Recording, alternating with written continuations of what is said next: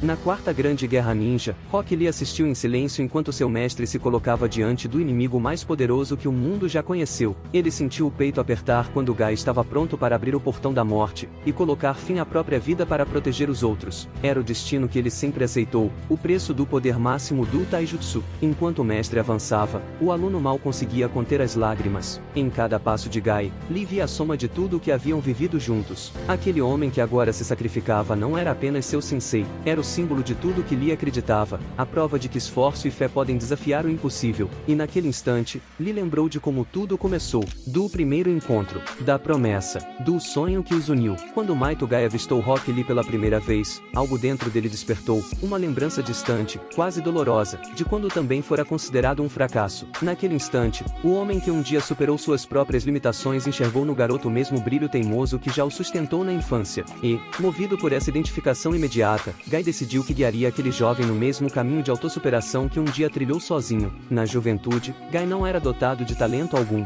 Diziam que ele jamais seria um ninja digno da Vila da Folha. Não dominava ninjutsu nem genjutsu, e sua única esperança residia em seu corpo, no taijutsu, a arte física do combate. O que o salvou de se afogar na descrença foi a presença firme e amorosa de seu pai, Maito Dai, um homem também ridicularizado por seus pares. Chamavam-no de o eterno Genin, incapaz de realizar técnicas místicas. No entanto, por trás dos sorrisos humildes, Dai escondia uma força silenciosa e uma filosofia que transformaria a vida do filho. Foi sob a orientação do pai que Guy aprendeu o verdadeiro sentido do chamado poder da juventude, uma crença segundo a qual o triunfo não se mede pela derrota do inimigo, mas pela capacidade de proteger o que é amado e de seguir firme naquilo em que se acredita. Dai lhe ensinou que até mesmo um corpo limitado poderia se tornar imbatível, se moldado com esforço e fé inabalável. Essas palavras se tornaram o combustível do menino. Guy treinava até a exaustão, ignorando dores, cansaço e zombarias. Cada queda era apenas mais um passo rumo à vitória que ele acreditava merecer. O sonho de se tornar um ninja, antes ridicularizado,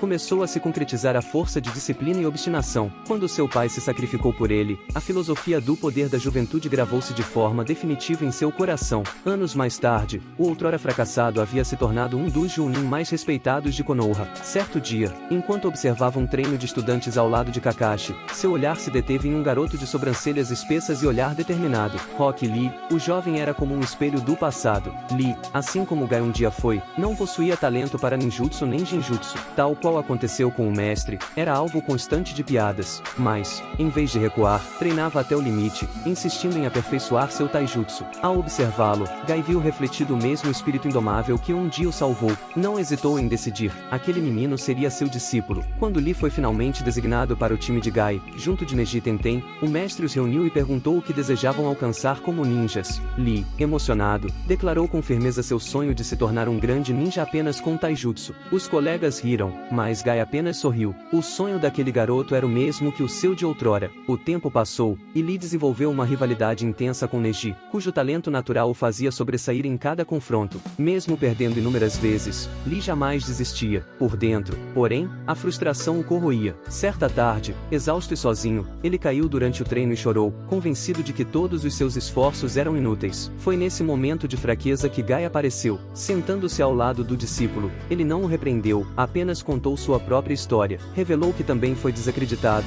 que sua força foi construída com lágrimas, suor e persistência. Sob o céu estrelado, Lee ouviu, emocionado, cada palavra. Naquele instante, mestre e aluno se tornaram espelhos um do outro. Guy via no garoto a continuação de seu legado. Lee via em Guy a prova viva de que o impossível podia ser vencido com esforço. Um ano depois, a equipe de Guy se inscreveu nos exames Chunin. Passaram fase após fase até as lutas preliminares, nas quais Lee enfrentaria Gaara da Vila da Areia, um oponente temido por todos. Mas o medo não tocava Lee. A confiança de seu mestre e o fruto de seu próprio trabalho o impulsionavam. O combate começou, e Lee lutou com tudo o que tinha. Gaara, protegido por uma areia quase impenetrável, parecia inalcançável. Então, Guy autorizou o discípulo a remover os pesos de suas pernas e o campo de batalha se transformou. O garoto tornou-se uma rajada invisível, atingindo Gaara com golpes que o público mal conseguia acompanhar. Entretanto, o equilíbrio se quebrou. Em meio ao embate, Lee recordou-se de um treinamento especial com Guy, no qual aprendeu sobre os 8 portões internos, uma técnica tão poderosa quanto destrutiva. Seu mestre foi claro, só deveria utilizá-la se o próprio sonho estivesse em perigo. E naquele momento, Lee acreditou que estava. Ao abrir o 5º portão, sua energia explodiu em poder e velocidade. Kakashi, surpreso, censurou Guy por ter ensinado algo tão perigoso, mas o Jounin respondeu com serenidade verdade, você não entende, ele está lutando por seu sonho, por sua crença. Ele quer provar que também pode ser um verdadeiro ninja. Lee alcançou o impossível, conseguiu machucar Gaara, arrancando o espanto de todos os presentes. Mas o preço foi alto. Em um instante de descuido, o inimigo se protegeu, e o golpe final destruiu o braço e a perna de Lee. Gaara tentou atacá-lo novamente, mesmo após a vitória, e foi Guy quem o impediu, protegendo seu pupilo com o corpo. Atrás dele, Lee permanecia de pé, inconsciente, exaurido, mas ainda em posição de combate. Sua vontade o mantinha ereto, como se o espírito da juventude o recusasse a cair. Diante dessa cena, Guy sentiu o coração apertar de orgulho e dor. Ali estava o fruto de seu ensinamento, o reflexo perfeito de sua filosofia, um jovem que mesmo derrotado, permanecia invicto em espírito. Entre mestre e discípulo, não havia mais palavras, apenas a certeza silenciosa de que o poder da juventude jamais morre enquanto houver alguém disposto a acreditar. Rock Lee, o jovem que tantas vezes simbolizou a perseverança, estava gravemente ferido. As lesões em seu corpo eram profundas, e os médicos afirmavam que deixariam sequelas permanentes. A notícia caiu sobre Lee como uma sentença. O sonho de voltar a ser um ninja parecia ter se esvaído junto com sua força. Nos dias que se seguiram, Guy manteve-se ao lado do discípulo. Via nos olhos do garoto a sombra da desesperança e se recusava a permitir que aquela chama, a mesma que ele próprio cultivou em sua juventude, se apagasse. Falava-lhe com palavras firmes e calorosas, tentando reavivar em Lee a confiança que sempre o definiu. Para Guy, perder a fé era mais grave do que qualquer ferimento. Quando Tsunade retornou à vila e foi nomeada quinta Hokage, Guy viu uma nova luz surgir. Não hesitou, moveu todos os esforços, implorando para que ela avaliasse o caso de Lee. Tsunade foi direta. A operação necessária para reparar as lesões era quase impossível de realizar. O risco de falha era enorme, e a chance de sobrevivência, mínima. Mesmo assim, Guy não recuou. Guy pediu não apenas por uma cirurgia, mas por uma oportunidade para que Lee voltasse a sonhar. As palavras sinceras do Junin tocaram o coração de Tsunade. Movida pela fé que Guy depositava em seu pupilo, ela aceitou realizar a operação. A cirurgia foi um sucesso, contra todas as previsões. A chama da juventude, que por um tempo quase se apagou, voltava a brilhar intensamente. Enquanto Lee se recuperava, seus companheiros participavam da missão de resgate de Sasuke. No entanto, o jovem ninja, ainda em convalescença, não suportou permanecer de fora. Ignorando a dor, apareceu no campo de batalha para enfrentar Kimimaro. Demonstrou a coragem e o valor que herdara de seu mestre, provando que o espírito de um verdadeiro ninja jamais se dobra diante das dificuldades. Os anos passaram,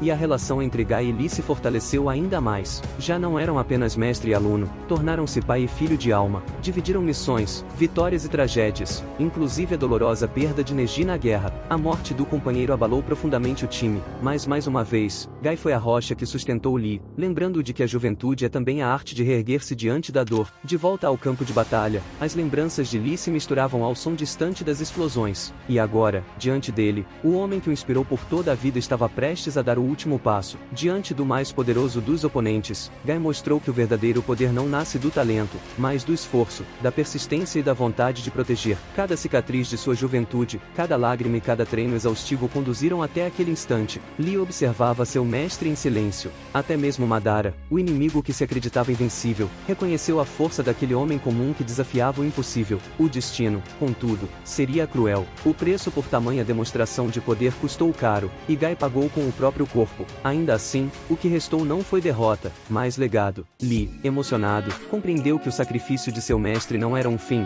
e sim a confirmação de tudo que ele sempre pregou, que o esforço e a paixão podem transcender qualquer limite. A história de Guy e Lee ecoa como uma das mais inspiradoras da Vila da Folha. É um testemunho do que nasce quando um mestre acredita verdadeiramente em seu aluno, e quando um discípulo transforma essa fé em força. O vínculo entre eles ultrapassou o campo de batalha, tornou-se uma filosofia, uma forma de vida. Guy ensinou que o sucesso não pertence aos dotados de talento, mas aos que jamais desistem. E Lee, por sua vez, tornou-se a prova viva de que um coração disciplinado e determinado pode desafiar até o destino. Assim, a jornada dos dois permanece como um lembrete atemporal. O verdadeiro mentor não é aquele que molda guerreiros perfeitos, mas quem desperta em seus alunos a coragem de acreditar, mesmo quando o mundo inteiro duvida.